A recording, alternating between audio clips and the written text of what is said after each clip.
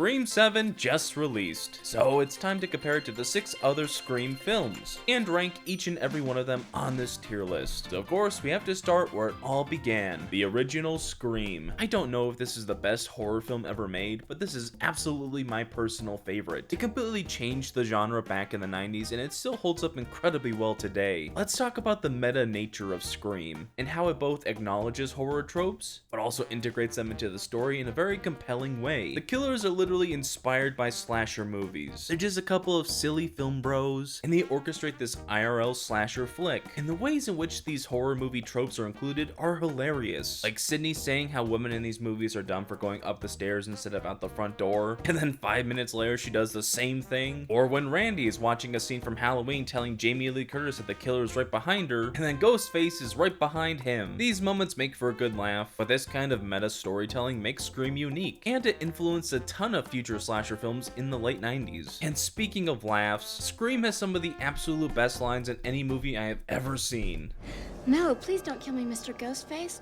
I want to be in the sequel. Everybody's a suspect!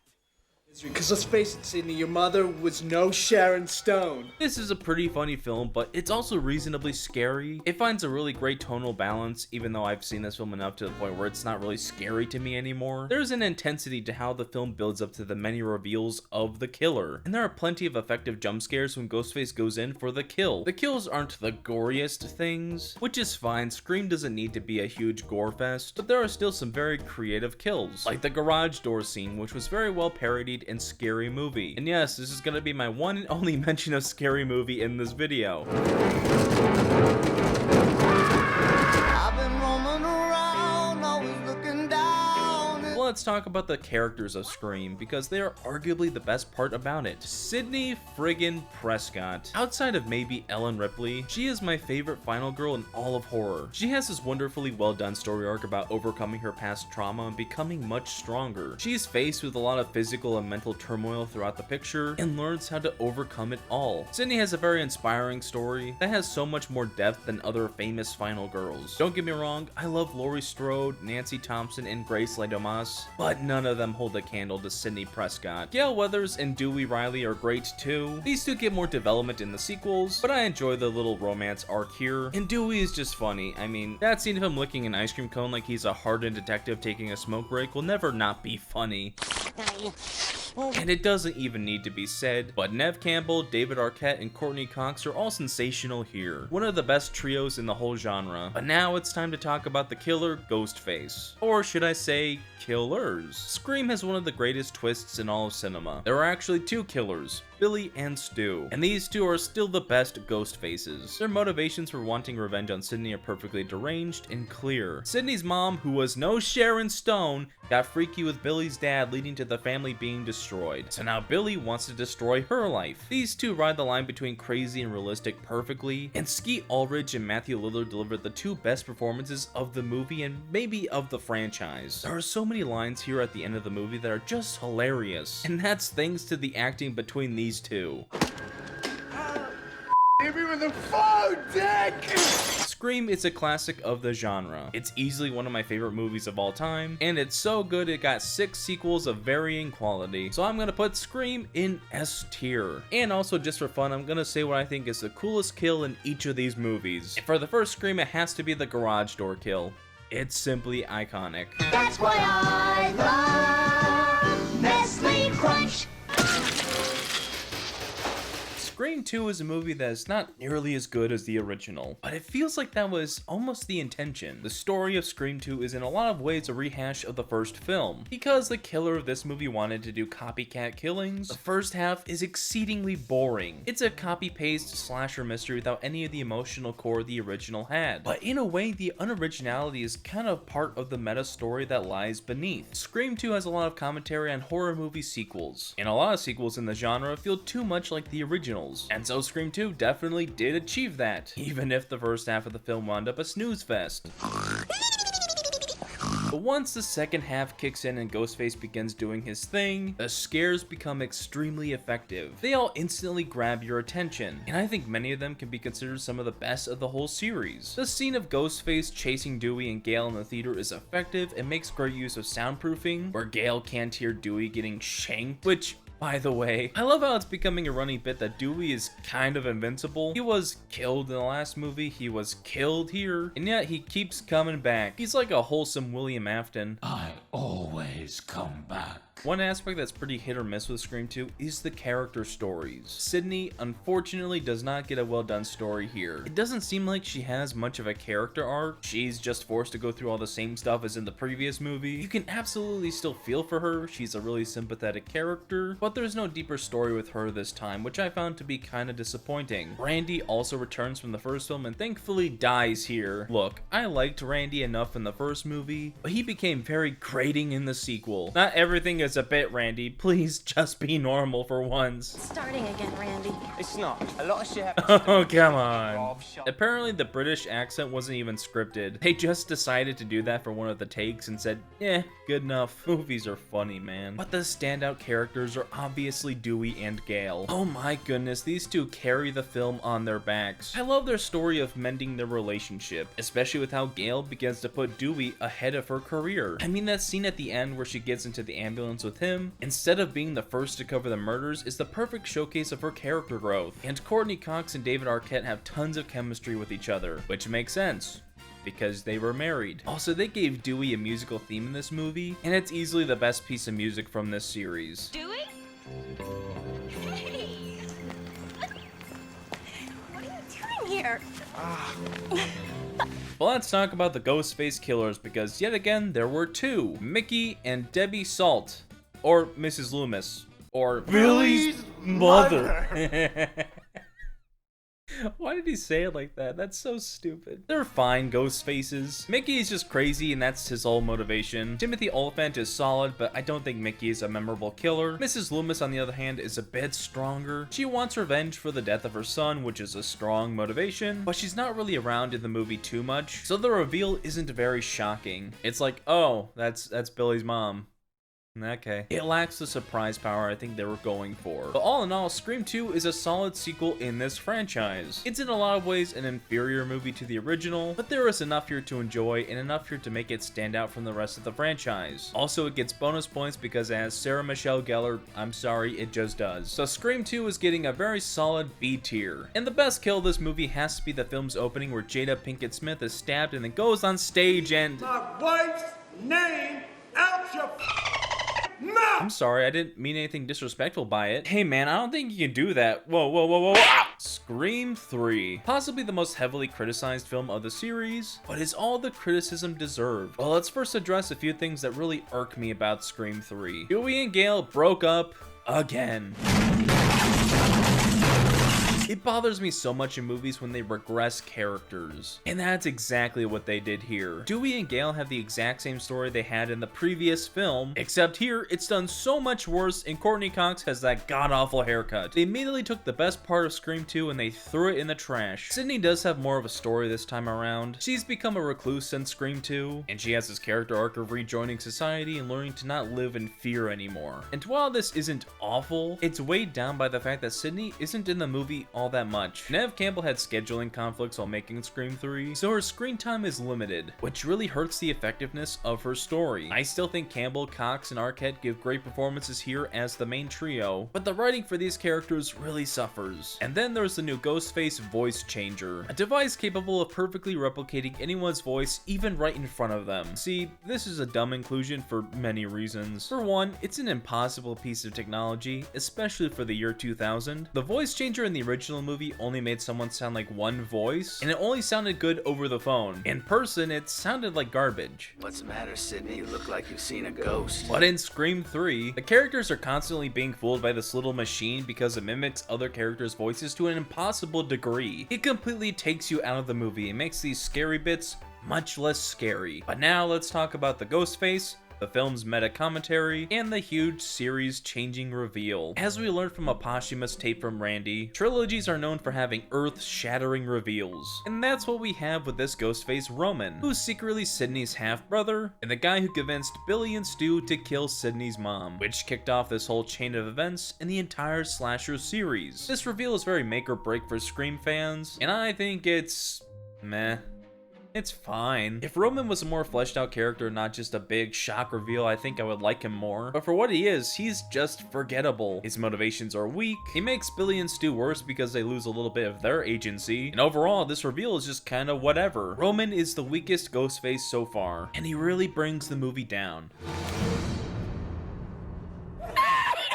Now, I've been pretty negative towards this movie, and while I absolutely do think it's the worst of the series thus far, it's not all bad. The setting is great. It taking place in Hollywood makes it unique, especially when you compare it to the small town feel of the other two films. There are a bunch of cool cast members like Patrick Warburton, Jay and Silent Bob, and someone who looks like Carrie Fisher, but definitely is not Carrie Fisher. There are some well done funny moments, some entertaining chase scenes, and one of the coolest lines of the whole franchise. It's your turn to scream, asshole. So Scream 3 is gonna have to go in C tier. There aren't very many cool kills in this movie, but my favorite has to be Tyson, if only because of how funny his chase sequence is.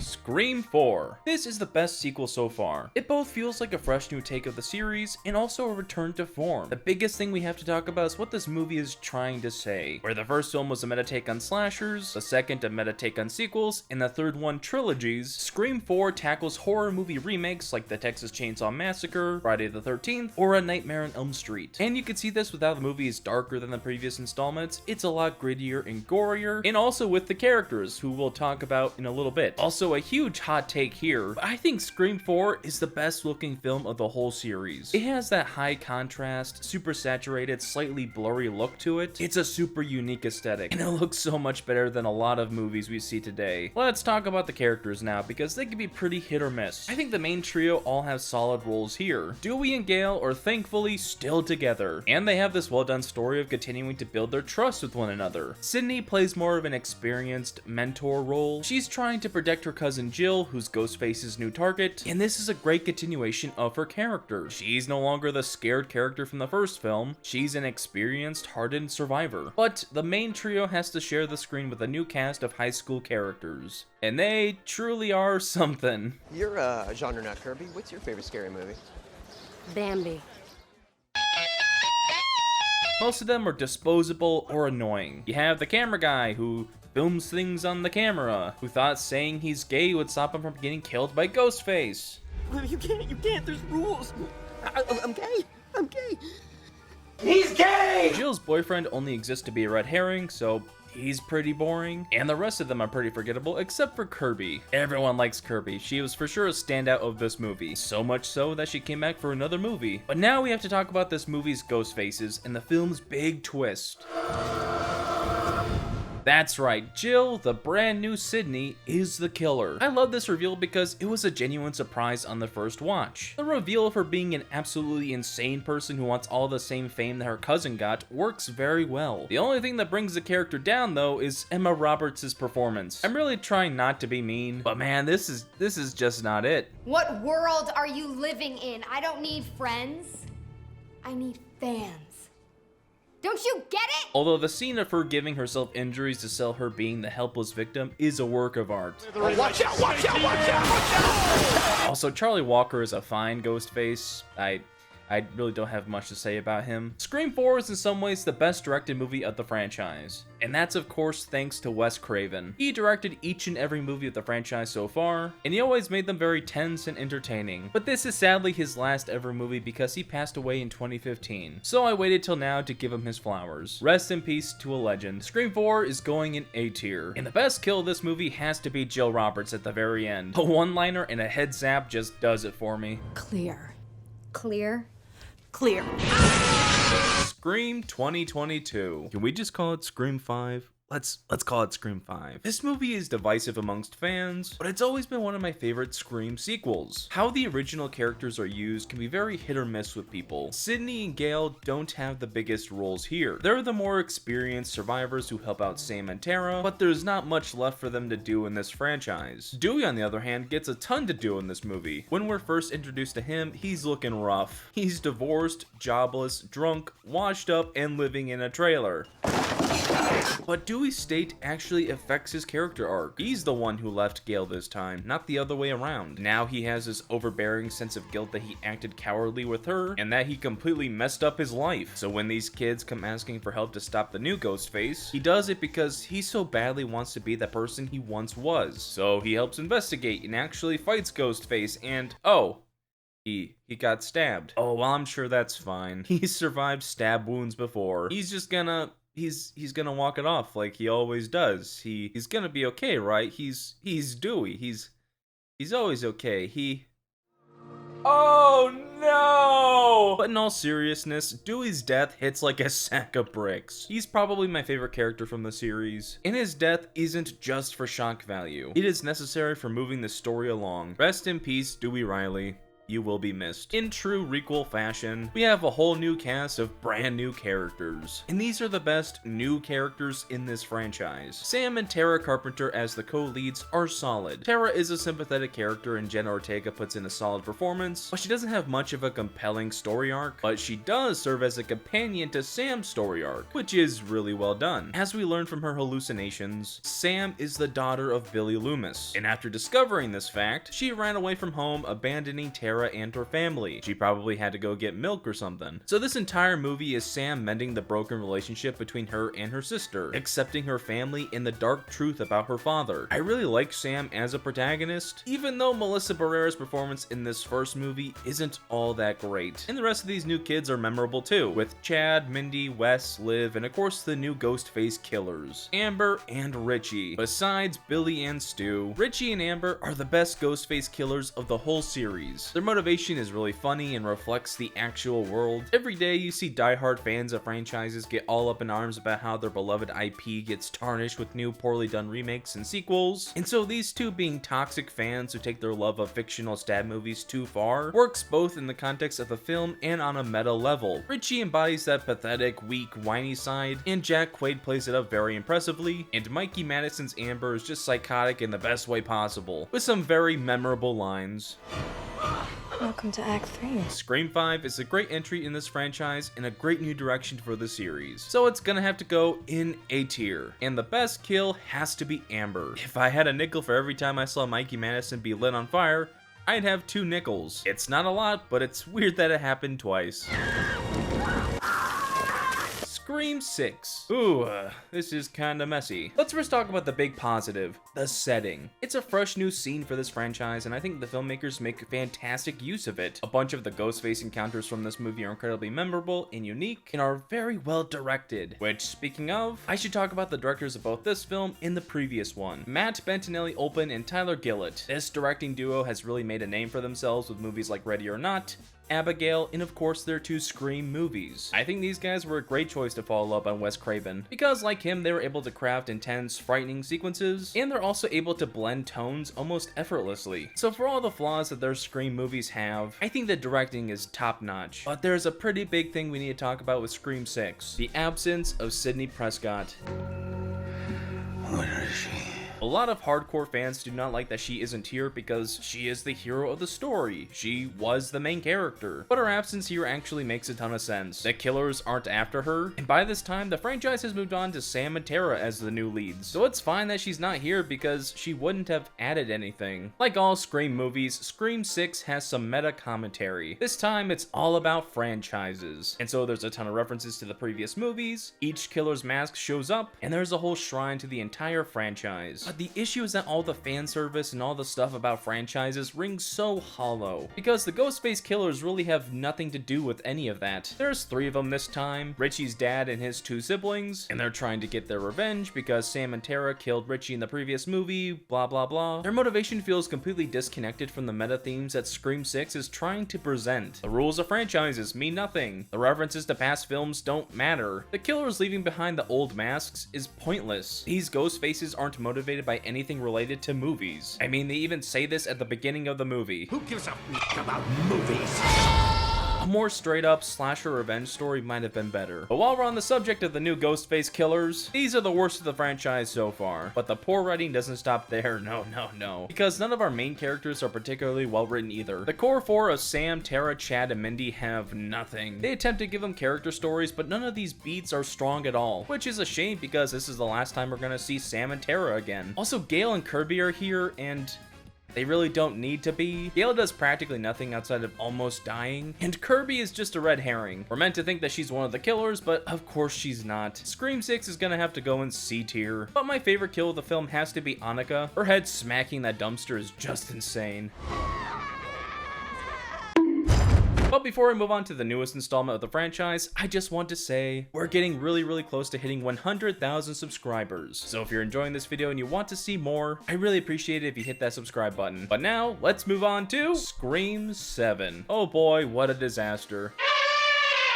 Okay, Elephant, I'll address you. Yeah, it's complete and utter nonsense how they fired Melissa Barrera. The reason they fired her makes no sense, and completely altering the course of this franchise because you fired the new star is a disastrous move. But at the end of the day, it happened. Scream 7 got made without her, and there's nothing any of us can do to change that now. If you're someone who's boycotting the movie, I completely understand. If you're a fan who just wants to watch the new Scream movie, I also understand. But because this is a movie review channel, all I'm gonna do is review the movie and be as unbiased as I possibly can without saying any spoilers. So with all that said, Scream 7 kinda sucks. It started out fine, good even. I enjoyed this new setting and the not so great relationship between Sydney and her daughter, and I felt like the movie was going somewhere cool and groundbreaking. But as the movie went along, it fell back into the formula. It wasted characters, and it delivered what is hands down the least satisfying ending of any Scream movie. I'm not saying anything else about the story, but the more I think about it, the more ridiculous and hilarious it becomes. So much so that I can't believe it was written by the same guy who wrote the original. Speaking of which, this movie was written by and directed by Kevin Williamson. This is his second ever directed movie, his first being 1999's smash hit Teaching Mrs. Tingle. I can't speak on how he directed that film, but I didn't hate his directing for Scream 7. There were some sloppy moments here and there, but there were also some very cool, very effective, scary bits. There were a handful of shots that I thought were really cool and fairly tense, but cool visuals do not change these nothing burger characters. Now the main problem area is up here. Gale, Chad, Mindy, and all of Tatum's friends serve no purpose at all. They're just here to be attacked by Ghostface. There are whole scenes with these characters that straight up don't matter, but I did kinda enjoy the story between Sydney and Tatum. This was the one character development in the film that worked for me, and both Neve Campbell and Isabel May deliver good performances. But overall, man, I did not enjoy Scream 7, and I can't really say I'd recommend it. At the start of this video, I would have told you that the Scream franchise is my favorite horror series of all time, but everything around Scream 7 has completely soured my opinion on this franchise. Despite me liking some things, this is the worst film of the franchise for me personally, and I really tried to watch it with a positive outlook. If you like Scream 7, that's great. Don't let me change your mind, but I'm gonna have to put it in D tier. And that's my ranking of the Scream franchise. Scream is one of those cool franchises where everyone has completely different rankings and they're all valid. So make sure to leave your ranking down below in the comments and check out this video right here.